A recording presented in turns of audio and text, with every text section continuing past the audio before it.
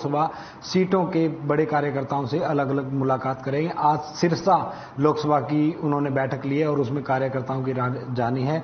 बैठक में क्या कुछ हुआ, किस तरह के लोगों के कार्यकर्ताओं के रिएक्शन आए, उस पर बातचीत करने के लिए हमारे साथ हरियाणा कांग्रेस के प्रदेश अध्यक्ष उदय भान है, उनसे बात करते हैं। सर, आज जो सिरसा लोकसभा की बैठक हुई है उसमें किस तरह के कार्यकर्ताओं को सुझाव आए हैं और जो पार्टी प्रभारी है उनकी तरफ से किस तरह के निर्देश दिए गए हैं?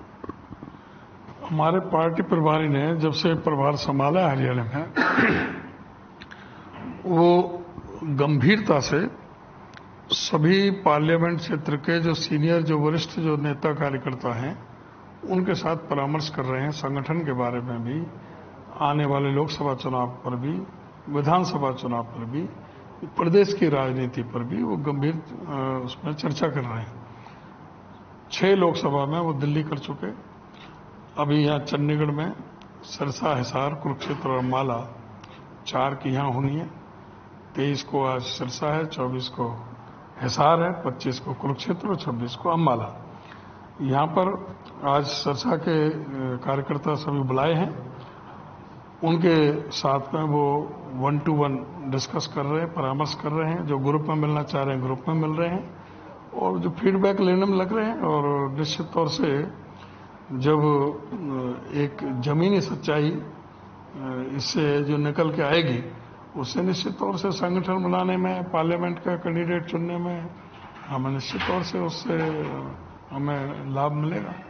सर, अक्सर कहा जाता है कि ठीक है, कांग्रेस में इस बार एक नए तरीके से टिकट देने की बात की जा रही है, लेकिन कांग्रेस में भाई भतीजावाद, कोटा सिस्टम हमेशा ही हावी रहा है। पर्यवेक्षक आते हैं, लेकिन होता वही है जो पार्टी के बड़े नेता चाहते हैं। तो क्या इस बार ये रिवायत बदल पाएंगे? क्या बड़े नेताओं की टिकटें कट पाएंगी जो कहते हैं कि जो कोटा सिस्टम के फेवरेबल रहे हैं?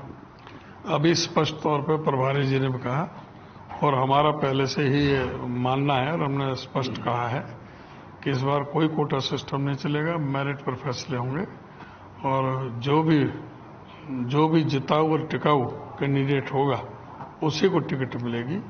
कोई खेमेबाजी नहीं, कोई गुटबाजी नहीं, कोई किसी का कोटा नहीं। सब जो है जिताऊ लोग और जो अच्छे जो कार्यकर्ता हैं उनको आगे लाया जाएगा। ठीक है सर, एक तरफ तो पार्टी में जो है वो एक जिताऊ कैंडिडेट की बात चली। अगर हम अगर भिवानी लोकसभा की बात करें तो किरण चौधरी अपनी बेटी की जो है श्रुति चौधरी के लिए प्रचार कर रही है और उनका दावा कह रही है कि उनकी बेटी वहां चुनाव लड़ेंगी। गुरुग्राम से कैप्टन अजय यादव भी सर कहीं ना कहीं गुरुग्राम सीट के ऊपर दावा ठोक रहे हैं कि वो भी चुनाव लड़ेंगे। तो फिर ऐसे हालातों में सर पार्टी एक तरफ फीडबैक ले रही है और दूसरी तरफ अगर नेता इस तरह की दावे कर रहे हैं तो क्या नहीं लगता कि कहीं ना कहीं कार्यकर्ताओं का थोड़ा सा कॉन्फिडेंस डगमगा सकता है? नहीं, कोई किसी का नहीं डगमगा रहा। सभी अपना अपना काम कर रहे हैं, वो अपने अपने क्षेत्र में काम कर रहे हैं, तो अच्छी बात है, मजबूती मिल रही है पार्टी को। वो जा रहे हैं, पार्टी का प्रचार प्रसार कर रहे हैं, तो उसमें किसी को क्या आपत्ति है?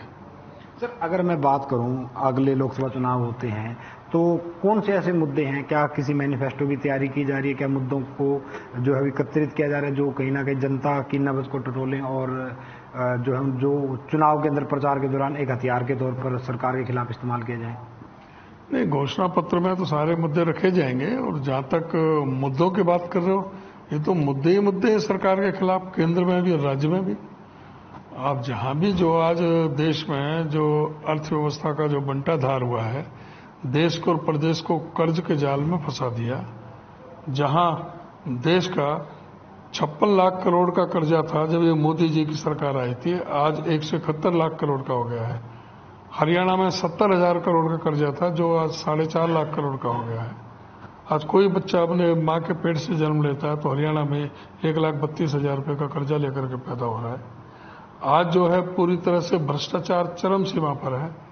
कैग ने जो सरकारी इनकी एजेंसी है उन्होंने कहा है कि फरीदाबाद नगर निगम में 200 करोड़ रुपए ठेकेदार, एक ही ठेकेदार 5 अलग अलग फर्म एक ही पते की, और उस 5 फर्मों के नाम से 200 करोड़ रुपए निकाल लिए अधिकारियों से मिलकर के। ये तो कैग ने पकड़ा है 200 करोड़ का घोटाला। अब ये माइनिंग का घोटाला है, रजिस्ट्री का घोटाला है, शराब घोटाला है। किसी के एसआईटी बनी उसका कोई आया नहीं। यहाँ 40 बार पर्चे लीक हो चुके। इस प्रदेश के अंदर स्टाफ सिलेक्शन कमीशन हो, एचपीएससी हो, सब में 41% एक जैसे आते हैं एक दिन के अंतर पर। इतवार को होता है, सोमवार को होता है, दोनों में 41% एक जैसे आते हैं। ये क्या फंडा है? ये लोग क्या इसको समझ नहीं रहे कि वे किस तरह से जो है पूरी तरह से अर्थव्यवस्था पूरी चौपट कर दी। यहाँ पर 10 लाख लोगों के पीले राशन कार्ड काट दिए, 5 लाख पौने 5 लाख की बुजुर्गों की पेंशन काट दी, परिवार पहचान पत्र को हथियार बना करके 4800 स्कूल मर्ज कर दिए, 498 स्कूल बंद कर दिए, शिक्षा व्यवस्था का बुरा हाल है, स्वास्थ्य व्यवस्था का पूरी तरह से बंटाधार है पूरे इसमें। अभी जो कैग ने आयुष्मान भारत जो कार्ड थे उसमें 9,85,000 कार्ड फर्जी बताए हैं जो 3 ही नंबरों से रजिस्टर्ड हैं, और जिसमें हरियाणा के 4,121 कार्ड हैं जो सोनीपत में भर्ती हैं, गुड़गांव में भर्ती हैं, फरीदाबाद में भर्ती हैं, और उनके नाम से कुछ मर चुके, जो इलाज उनका दिखाया जा रहा है अस्पताल में और वो दुनिया में नहीं है, उनके नाम से फर्जी पैसा निकाला जा रहा है। तो ये बहुत बड़े घोटाले पर घोटाले इस प्रदेश में और देश के अंदर हुए हैं। सर, अगर हम बात करें तो यूपीए का नाम बदलकर इंडिया कर दिया गया और इस इंडिया में आम आदमी पार्टी भी जो है एक सक्रिय मेंबर बनी है। यदि लोकसभा चुनाव होते हैं तो हरियाणा में क्या कांग्रेस आम आदमी पार्टी के साथ टिकटें शेयर करेगी? आम आदमी पार्टी का हरियाणा में है क्या? नहीं, इंडिया का पार्ट तो वो सर, अगर पूरे देश के हिसाब से वो अगर कुछ टिकटों की मांग करते हैं तो क्या हरियाणा कांग्रेस तैयार है उसके लिए? इंडिया का पार्ट है, लेकिन इंडिया के जो सीनियर नेता हैं वो भी तो देखेंगे कि कोई सीट गंवानी नहीं है ना। सीट को हम कांग्रेस पार्टी पूरे 10 के 10 में सक्षम है। फिर भी जो वरिष्ठ नेता हैं, जो हमारे जो हाईकमान है, चाहे खड़गे जी हैं चाहे राहुल जी हैं, जो हमारे सीनियर जो वरिष्ठ नेता इसमें देख रहे हैं, इंडिया के नेताओं से जुड़े हुए हैं, बाकी तो मिलकर के जो फैसला होंगे सब पार्टी को मंजूर होगा। लेकिन हम समझते हैं प्रदेश के स्तर पर हमें आवश्यकता नहीं है।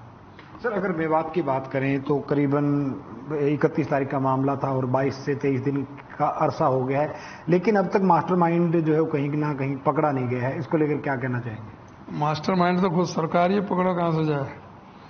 वो तो एक सुनियोजित तरीके से ये वहां पर सांप्रदायिक जो सद्भावना को खराब करने के लिए, एक ध्रुवीकरण के लिए, हिंदू मुसलमान के नाम से एक आग लगाने के लिए ये एक सोची समझी साजिश के तहत करवाया गया। नहीं तो अब तक जो उन्हें गिरफ्तार नहीं होते जो साजिश करता।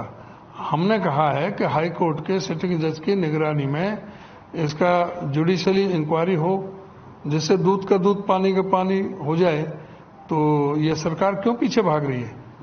ये सरकार का पीछे भागना सरकार का डर इस बात का संकेत है कि जरूर इसमें सरकार की कहीं ना कहीं मिली भगत है। सर, शुक्रवार से जो है विधानसभा का मानसून सत्र शुरू हो रहा है, किस तरीके से जो है तारियां पार्टी की चल रही, विधायक दल की जो चल रही है? कल हमारे विधायक दल की मीटिंग है और इसमें सारे मुद्दे उठाए जाएंगे, चाहे वो ये जो आपने नो हिंसा की बात की, जो यहाँ के माहौल को खराब करने का प्रयास किया गया, ये भी मामला होगा। साथ ही जो फ्लड से जो पूरी तबाही हुई है प्रदेश के अंदर, और जो कोई भी अभी तक किसानों को राहत प्रदान नहीं की गई, ये भी मुख्य मुद्दा होगा। और भ्रष्टाचार के मुद्दे जो मैंने पहले जिक्र किए हैं, वो सारे मुद्दे इस सेशन में उठाए जाएंगे। इस सरकार को पूरा चेहरा बेनकाब करने का काम करेंगे। एक हरियाणा कांग्रेस की जो कार्यकारिणी, जिला की हो या स्टेट की कार्यकारिणी हो, उसके गठन को लेकर भी एक डेडलाइन रखी गई है। क्या मानते हैं कि इस डेडलाइन तक हरियाणा कांग्रेस में कार्यकारिणी का गठन हो जाएगा? बिल्कुल हो जाना चाहिए। प्रभारी जी ने भी कहा है, सबको आश्वस्त किया है। ठीक है, थैंक यू।